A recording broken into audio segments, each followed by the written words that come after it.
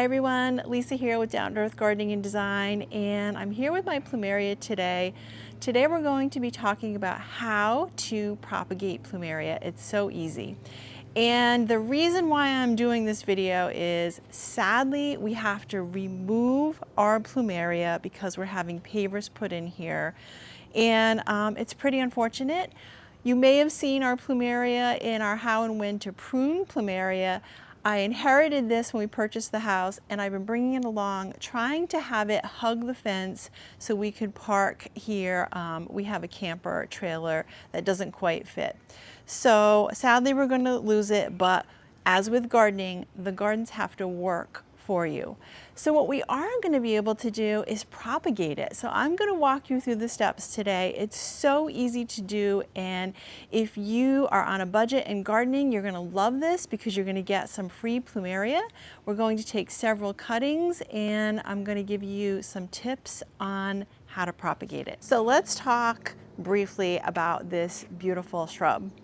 So I'm here with my plumeria, and it has yellow flowers. So they come in yellow, white, shades of pink and red. They're really beautiful.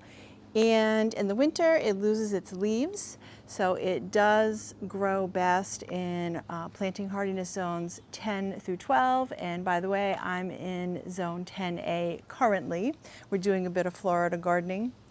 But it is so easy once it's established. It does love sandy, well-draining soil, and it loves its full sun. But it is a very easy plant and also easy to propagate, which is another reason why I love it. So what you're going to need for tools today to do this project is you're going to want some pruners, some loppers, and even a little handsaw. And it really depends on the tool that you use, really depends on the size of your branches. So I have my handsaw, I have my loppers, I have my pruners, and you're also going to want to wear some gloves because this will release some sap and we don't want it to irritate your skin.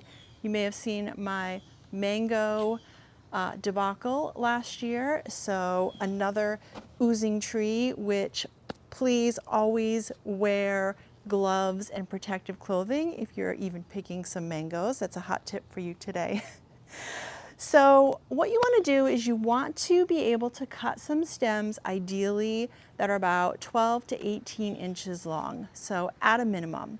You can propagate it if you have just some branches that are 6 or 8 inches tall, but so it will still work. However, for stability, you want your branches to be a little bit longer. So I have seen this done 2 different ways, and I'm going to take quite a few cuttings so that I'm sure that some of them are going to take. You can be planting this directly in the ground as I'm going to do today, but you can also be planting them in pots. So this may be a great way to have a few plants on your patio or whatnot, or if you live in a cooler zone, you may want to bring them into a sunroom for the winter, but you can also give some free plumeria away, which is pretty great.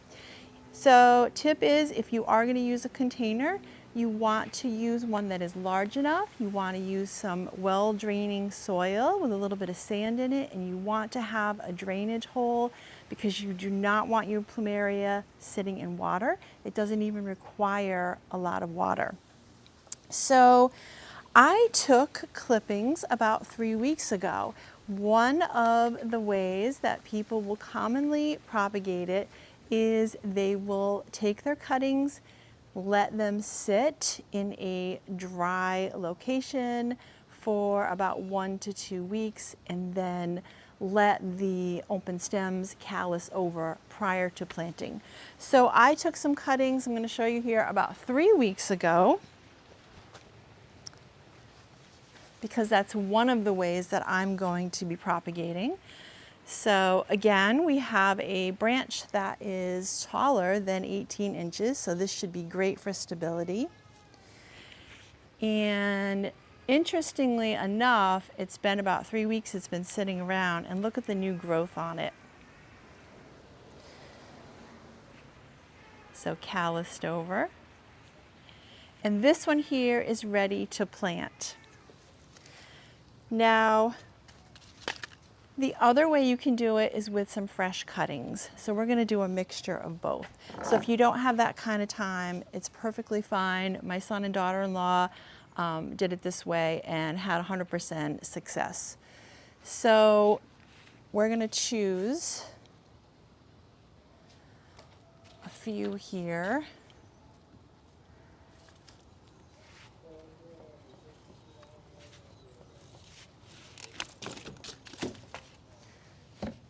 Okay, this is a nice one here. And then what you want to do if there's a little bit of growth on it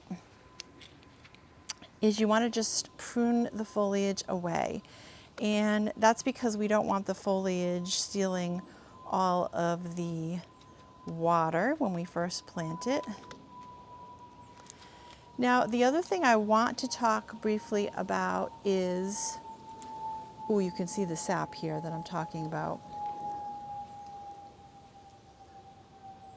Now, the other thing I want to talk about is timing. So, question, is there an optimal time to do this? And the answer is yes. So, when it starts putting on growth, so it can be anywhere from late winter, early spring, late spring, that's the ideal time to be propagating it. So we're in luck here because right now it's spring and it's just started putting on some growth. So just about the only time that you don't want to do it is if you're having a cold snap. So if it's winter and the temperatures drop a little bit, it would be under a little bit of stress and may not take as well. However, if you're doing a project like I am and you really can't choose the time, but you want to save some of your plumeria, just go ahead and give it a try. Again, you can try to plant some in containers. That works really well. And if it's cold, then you can have those containers inside in a sunroom or a sunny window to give it a little protection. Okay, so we have some different cuttings and now we're going to be doing some plantings. And what I will say about planting is really you just need to make sure if you're planting it in the ground that it is some nice sandy well-draining soil. It's going to get some full sun and you do want to think a little bit about spacing. So if you have one specimen that you would like in your garden, you want to give it a little more room. So I would say you want to space it out at least 8 to 10 feet from some other trees and shrubs. However, if you're planting a hedge like I am, you can put them a little bit closer. Okay, so we're ready to plant our plumeria cuttings and I have a few of them with me here. I am going to be planting them in a few spots. This is one of them. So I have some beautiful, well-draining soil that the plumeria is going to love. But if you need to add some pumice to your soil, you can go ahead and do that. You just want to make sure that it's really well-draining soil. So I'm going to take 3 of my cuttings and I'm going to be planting them along the fence here. So again, they do love their full sun and believe me, this corner is pretty sunny back here. It's an unsightly corner. I have this wire here and I just want to tell you it is not a live wire that I'm working around. It is actually anchoring a utility pole in the backyard. So I'm going to be planting them pretty close, 3 of them in a little triangle, and what my goal is to have them look like one large shrub just to kind of make this wire fade away a little bit.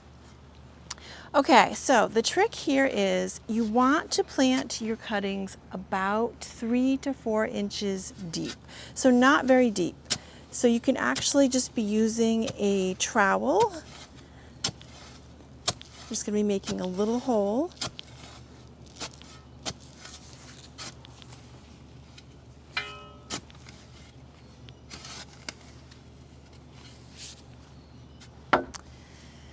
And then let's pick out what we're going to be using here.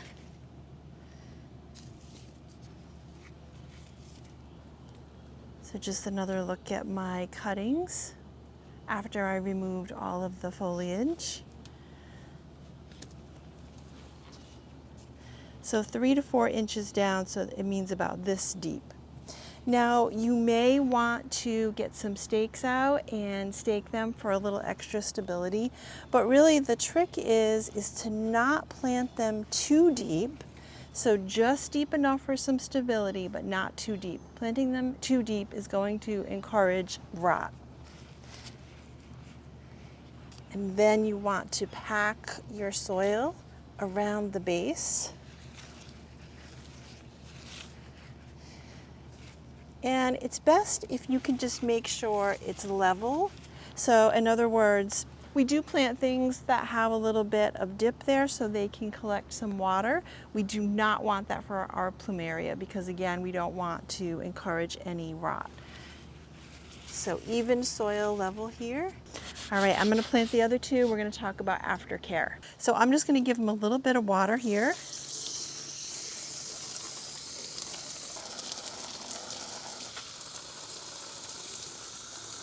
So I'm just going to water this in about 2 to 3 weeks. Because they don't have any leaves on them, they really don't require a lot of water. And honestly, plumeria doesn't need a lot of attention once it gets established anyway. So that is it for today, folks. We have some free plumeria cuttings, and wasn't that easy? I love easy gardening projects.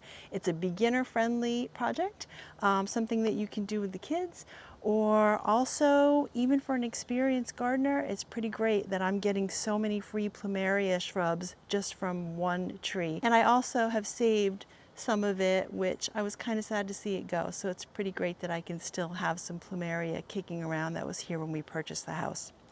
So that's it for today. Thanks for joining me. I appreciate all of you at home. And if you like this video, go ahead and give us a thumbs up and subscribe to our channel because we have so many more gardening videos coming your way.